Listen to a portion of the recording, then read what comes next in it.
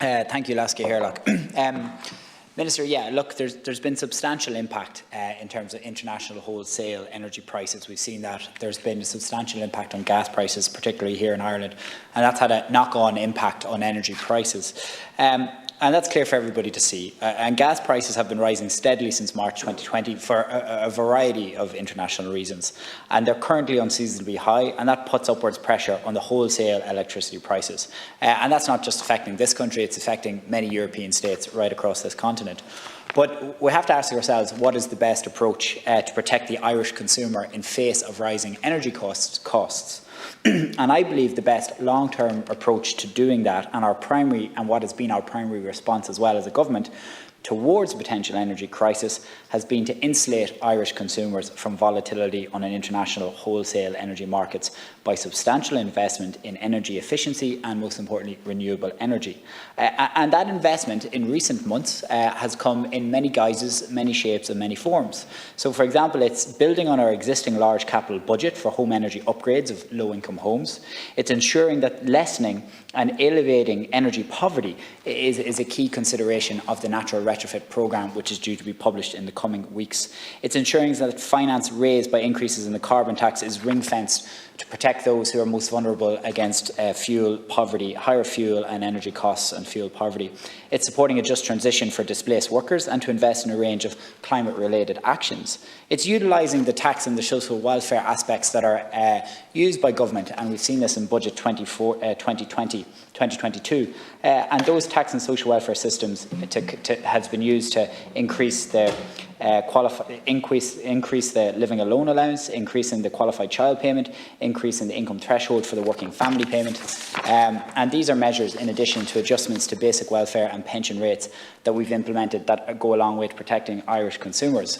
And Ireland is transitioning from using fossil fuels for generating electricity to using a majority of wind, solar and solar renewables. And natural gas, as said at our recent Oireachtas Committee on Climate Action, is going to be used as a backup. And natural gas is deemed to be low carbon. However, it is still a fossil fuel. And we've seen this year, I suppose, how fluctuations in gas prices can affect wholesale costs of electricity and threaten Irish consumers with very high energy costs. And this morning I met with a friend of mine, Ultan Murphy in Dundalk, and I've been meeting with Ultan for the last year, and Ultan is a proponent of nuclear energy, and Senator Keoghan has discussed it already. I just think we should be able to have a conversation on nuclear energy. That's all I'm asking for. Nuclear power. And the 1999 Act that outlaws in this country has already been mentioned. But I suppose nuclear power is completely carbon-free. It's used in developed countries all over the world, like the United Kingdom, France, Germany, the United States.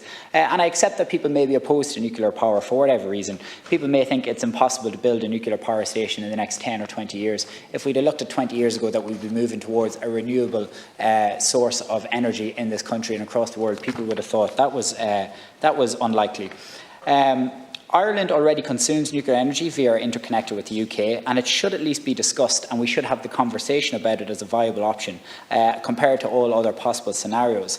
And we've seen Ursula von der Leyen, Minister, recently. Ursula von der Leyen has joined 10 EU countries in calling for nuclear power to be included in the EU's taxonomy for clean energy, and it already generates 26% of the EU's energy consumption. And I quote from Ursula von der Leyen, "We need more renewables. They are cheaper, carbon-free and homegrown. We also need a stable source of energy, nuclear, and during the transition, gas also." I read in an article recently after I spoke to Ultan this morning about a group of 10 EU countries led by France that have asked the European Commission to recognise nuclear energy as a low-carbon energy source that should be part of the bloc's decades-long transition towards climate neutrality. And indeed, over 90% of the EU's natural gas comes from foreign imports. So with Russia as the main producer, and this great dependency has been credited as one of the main factors behind the rise in energy prices. Supply tensions will be more frequent, and we have no chance but to diversify our supply. And in conclusion, in 100 years' time, Ireland and other developed countries will be using nuclear power. We shouldn't be bogged down by short-term thinking over the next 10 or 20 years. I think we should be having an open and honest discussion. And I'm simply asking that we have that conversation.